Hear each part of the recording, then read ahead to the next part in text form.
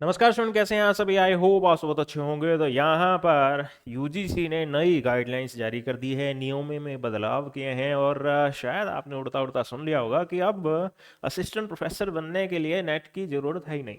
तो काफ़ी सारे स्टूडेंट्स के मन में ये डाउट आ गया होगा कि नेट की वैल्यू घट गई क्या इससे।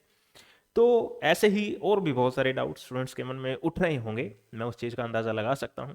पर यकीन मानिए वो सारे के सारे डाउट्स आप सभी के आज इस वीडियो के अंदर दूर हो जाएंगे, क्योंकि इस वीडियो के अंदर सारी इंफॉर्मेशन आपको टू द पॉइंट और पूरे ऑफिशियल डॉक्यूमेंट के थ्रू समझाई जाएगी। पर ज़रूरत यह है कि आप वीडियो को लाइक करके आगे की ओर बढ़ें। लाइक करके बढ़ेंगे तो शायद और ज़्यादा अच्छे से आपको समझ में आएगा। जोक्स अपार्ट, यहाँ पर डियर यूजीसी ने ड्राफ्ट यहाँ पर निकाला है। ड्राफ्ट का मतलब ये है कि अभी ये फाइनल नहीं है, बाद में नोटिफिकेशन आएगा, उसके बाद में फाइनल होगा। अभी तो रिकमेंडेशन मांगे गए, सुझाव मांगे गए हैं कि कोई भी व्यक्ति अपने सुझाव देना चाहे तो वो 6 फरवरी तक इन रिकमेंडेशंस के सुझाव दे सकता है कि क्या कुछ इसमें बदलाव किया जा सकता है, क्या कुछ इसके अंदर सही करने की जरूरत है। उसके बाद में जो यूजीसी है वो उसे नोटिफिकेशन के माध्यम से प्रोवाइड करवाएगी। तो एज अ टीचर आप सभी को भी इस पर फोकस करना चाहिए और आप सभी इसे जरूर पढ़ें। इसके लिए मैं आपको बता देता हूँ, आप यूजीसी की वेबसाइट पे जाएंगे, ये यूजीसी की वेबसाइट है, होम सेक्शन में जाके नोटिस पे जाइएगा। वहां पर आप थोड़ा सा नीचे की ओर जाते हैं तो आपको ये मिलता है 6 जनवरी का। 6 जनवरी को ये डॉक्यूमेंट्स आपको मिलते हैं। कई डॉक्यूमेंट्स है, पहला डॉक्यूमेंट तो वही है कि ड्राफ्ट लेकर आए हैं हम और इसमें रिकमेंडेशन दी गई है। फिर नीचे वो रिकमेंडेशन है और नीचे प्रमोशन के पीरियड के लिए और कौन कौन हम अपॉइंट कर सकते हैं, क्या प्रिंसिपल बनने के लिए जरूरत होता है कॉलेज में, यूनिवर्सिटी में, कौन कुलपति बनेगा, कौन मतलब सह कुलपति बनेगा। इस तरीके से वो गाइडेंस है। आपके लिए जो चीज़ें यहाँ पर जाननी जरूरी है वो मैं टू द पॉइंट बताने की कोशिश करूँगा, तो वीडियो के अंदर तो निचोड़ आपको दिया जाएगा। बस एज अ टीचर आप सभी भी इसे जरूर पढ़ें। इसके लिए मैं आपको बता रहा हूँ कहाँ से आप इन सब चीज़ों को ऑफिशियली देख सकते हैं, क्योंकि न्यूज़लेटर वगैरह, आर्टिकल वगैरह तो शायद आपने देख लिए होंगे, बट वहाँ पर तो फिर से वही निचोड़ दिया जाता है। तो आप कंप्लीट इंफॉर्मेशन जरूर लेने की कोशिश किया करो। यहाँ पर देखिए, minimum qualification for appointment of appointment and promotion of teacher and academic staff in university. Academic staff के अंदर सारे आते रहते हैं, स्पोर्ट्स टीचर भी आते हैं, लाइब्रेरियन भी आते हैं, सब चीज़ आते हैं। तो सब चीज़ यहाँ पर बताई गई है। तो मैं आपको सीधा टू द पॉइंट लेकर चलता हूँ, उस चीज़ की कोशिश करता हूँ। यहाँ पर हम सबसे पहले जाते हैं 3 नंबर पॉइंट के अंदर। 3 नंबर पॉइंट में यहाँ पर देखिए, जनरल इंस्ट्रक्शन दे रखे हैं रिक्रूटमेंट एंड प्रमोशन के। अभी सारी चीज़ डिस्कस करूंगा कि नेट क्यों हटा दिया गया, नेट की क्वालिफिकेशन क्यों हटा दी गई, वो सब चीज़ डिस्कस करूंगा। The direct recruitment, direct recruitment क्या होता है कि यहाँ पर यूनिवर्सिटी ने पोस्ट निकाली, इंटरव्यू हुआ और सीधी जॉब लग गई, कोई एग्जाम नहीं होता, वो डायरेक्ट रिक्रूटमेंट हमारे पास में है। Through the post of assistant professor, associate professor, professor in higher education institution shall be based on the merit through all India advertisement. ठीक है जी, उसके आधार पर वो उस चीज को करेंगे। If the discipline subject chosen in a 4-year under graduate programme और post graduate programme is different from the chosen discipline in PhD, यानी किसी स्टूडेंट ने पोस्ट ग्रेजुएशन या अंडर ग्रेजुएशन में दूसरा स्ट्रीम था, लेकिन पीएचडी किसी दूसरी स्ट्रीम में कर ली, तो वो व्यक्ति अगर असिस्टेंट प्रोफेसर बनना चाहता है तो अपने पीएचडी वाली स्ट्रीम में वो जा सकता है। उसको ये नहीं कहा जाएगा कि आपने अंडर ग्रेजुएशन पोस्ट ग्रेजुएशन इस वाले स्ट्रीम में की है तो आप नहीं आ सकते, ऐसा नहीं होगा। जिसमें उसने पीएचडी की है उसमें वो जा सकता है असिस्टेंट प्रोफेसर बनने के लिए। In which a candidate obtain PhD shall consider as eligible for appointment of assistant professor. ठीक है जी। अब नेट स्टूडेंट जो है वो घबरा जाएंगे, सर पीएचडी की बात हो रही, नेट वालों की बात कर लो। वही सेम चीज नेट के लिए भी इन्होंने लिख दी। यानी अगर आपने ग्रेजुएशन पोस्ट ग्रेजुएशन किसी दूसरे सब्जेक्ट में की है, नेट किसी दूसरे सब्जेक्ट में की है, तो आप असिस्टेंट प्रोफेसर बन सकते हो जिसमें आपने नेट की है। तो जिसमें आपने बड़े लेवल की डिग्री की है उसमें आप असिस्टेंट प्रोफेसर बन सकते हो। बड़े लेवल की डिग्री कौन सी होगी? पीएचडी होगी। बड़े लेवल की डिग्री कौन सी होगी? नेट हो गई। तो इसमें आप असिस्टेंट प्रोफेसर बन सकते हो, आपको रोकने वाला कोई भी नहीं है। कोई भी रिक्रूटर कमेटी आपको मना नहीं कर सकती कि आपने पोस्ट ग्रेजुएशन उसमें नहीं की तो आप ये जॉब करने के लायक नहीं है। और इसी तरीके से इसके अंदर रिलैक्सेशन 5% की यहाँ पर दे रखी है, वो अपने अभी नहीं देखेंगे, बाद में देखेंगे। उसके बाद में यहाँ पर थोड़ा सा अपने नीचे की ओर जाते हैं तो 3.11 एंड 12 यहाँ पर देखिए, 12 के अंदर क्या बता रखा है? The PhD degree shall be mandatory qualification for promotion to assistant professor level 12 year. तो असिस्टेंट प्रोफेसर तो आप लग गए नेट के बेसिस पर, लेकिन अगर आपको प्रमोशन चाहिए, प्रमोशन असिस्टेंट प्रोफेसर से लेवल आपका ऊपर हो, असिस्टेंट से आप एसोसिएट बनते हैं, तो वहां पर आपको पीएचडी होनी जरूरी है, यानी आपके नाम के आगे डॉक्टर लगा होना जरूरी है। ठीक है जी, ओके, सही बात है, होना भी चाहिए। और ये सारे के सारे कॉलेज और यूनिवर्सिटी के ऊपर एप्लीकेबल होगा। कोई भी कॉलेज या कोई भी यूनिवर्सिटी इसको अप्लाई करने से मना नहीं कर सकती।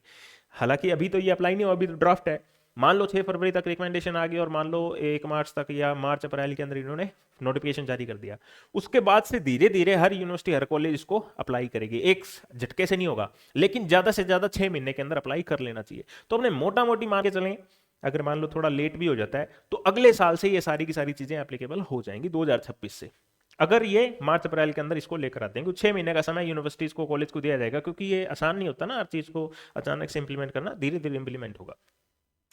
उसके बाद में हम 3.14 के अंदर आ सकते हैं कि no person shall be appointed post of university and college teacher librarian, मतलब यहाँ पर बता रखा है कि हमने जो रूल्स बना दिए हैं उसके हिसाब से ही करना पड़ेगा, कोई भी कॉलेज कोई भी यूनिवर्सिटी अपने नियम वहां पर अप्लाई नहीं कर सकती है, जो नियम बताए गए हैं एक्ट के अनुसार वो ही यहाँ पर इसको अप्लाई करने पड़ेंगे। ठीक है जी, अब उस पॉइंट की बात कर लेता हूं जो सबसे खास तौर पे स्टूडेंट्स को चाहिए होता है, रिक्रूटमेंट की बात करते हैं। असिस्टेंट प्रोफेसर की सबसे खास तौर पे बात करूंगा, ये यहाँ पर मिनिमम क्वालिफिकेशन बता रखी है, अलग अलग स्ट्रीम है तो आप उसमें चेक कर लीजिएगा। जैसे मुझे ऐसा लगता है खास तौर पे जो स्टूडेंट अभी मुझे देख रहे होंगे वो कॉमर्स वाले होंगे, बाकी आपके सब्जेक्ट को आप देख सकते हैं।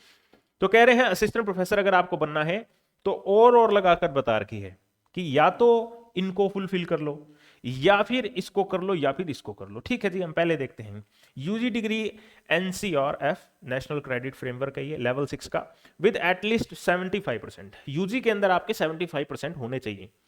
अब कोई स्टूडेंट कहेगा सर हमारे तो यूजी के अंदर 75% नहीं है, तो कोई बात नहीं, और लगा के बता रखा है, कहते हैं अगर 75% नहीं है तो पीजी के अंदर कम से कम 55% होने चाहिए।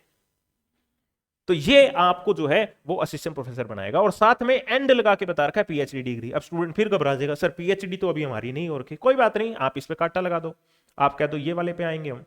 उन्होंने बता रखा है वही फिर से कि पीजी डिग्री 55% होने चाहिए आपके पास में। ठीक है जी, और साथ ही साथ आपने नेट के एग्जाम को क्वालिफाई कर रखा है तो आप असिस्टेंट प्रोफेसर बन सकते हैं। ये वाली बात आपके लिए जाननी जरूरी है। जो स्टूडेंट के मन में डाउट था कि सर अब तो पीएचडी डिग्री से भी हम ले पाएंगे, इसका मतलब ये है कि नेट की जरूरत नहीं। अरे नेट तो वैसे का वैसे उसी लेवल पर है, नेट जो है वो उसी लेवल पर है, पहले पीएचडी नीचे थी, पीएचडी को बराबर ले आए। पहले नेट को ही कह रहे थे कि अगर आपको असिस्टेंट प्रोफेसर बनना है तो नेट करनी पड़ेगी, अब पीएचडी को भी बराबर ले आए कि अगर आप असिस्टेंट प्रोफेसर बनना चाहते हैं तो पीएचडी डिग्री वाले भी आ सकते हैं। इसका मतलब ये नहीं है कि ये नीचे होगी, दोनों को बराबर लेवल पर लाने की कोशिश की गई है। इन दोनों पॉइंट से आप समझ सकते हो, ये पीएचडी आ गई बराबर, ये नेट वहीं पे वहीं थी, जहां पर थी वहीं पर है 55% पीजी के अंदर, और यहां पर आपको नेट का एग्जाम आपको करे। ये 5% का रिलैक्सेशन वही सेम नियम है जो आपके नेट के एग्जाम में एप्लीकेबल होता है, एससी एसटी और उस तरीके की कैटेगरी के लिए 5% का रिलैक्सेशन।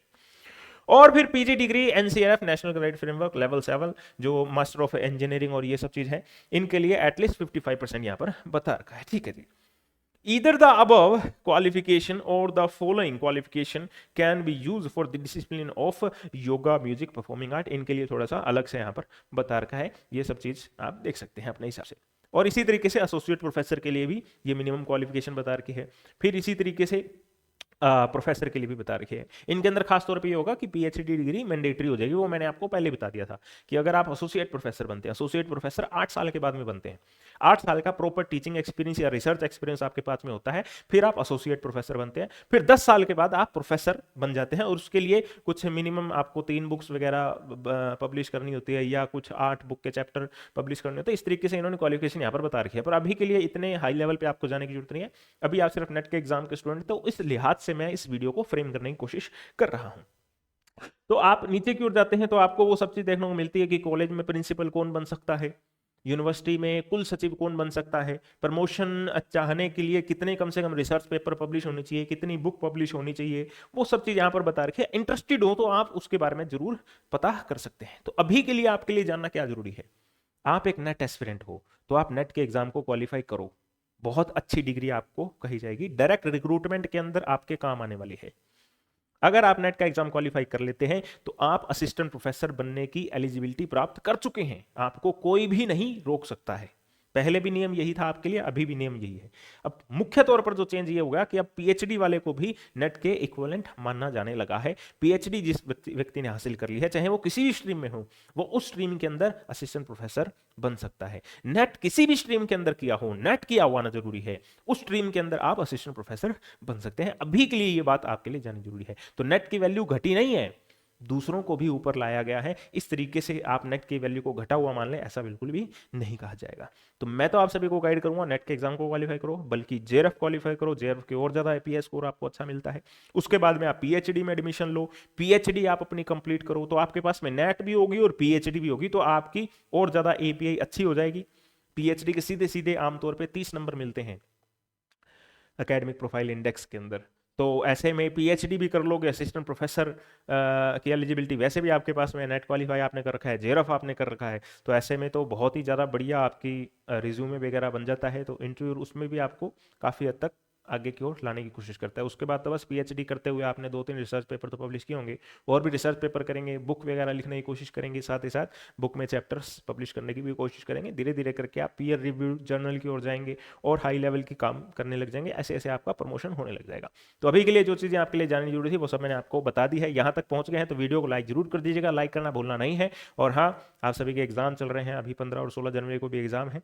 उसके बाद में क्या क्या चीज़ें आप सभी के साथ में होगी, एनटीए कब क्या चीज़ रिलीज करेगी, वो सब वीडियो मैं लेकर आऊँगा। तो चैनल के साथ में बने रहिएगा, इसी तरीके से चीज़ों को सीखते रहिए, पढ़ते रहिए, आगे की ओर बढ़ते रहिए। जय हिंद, जय भारत।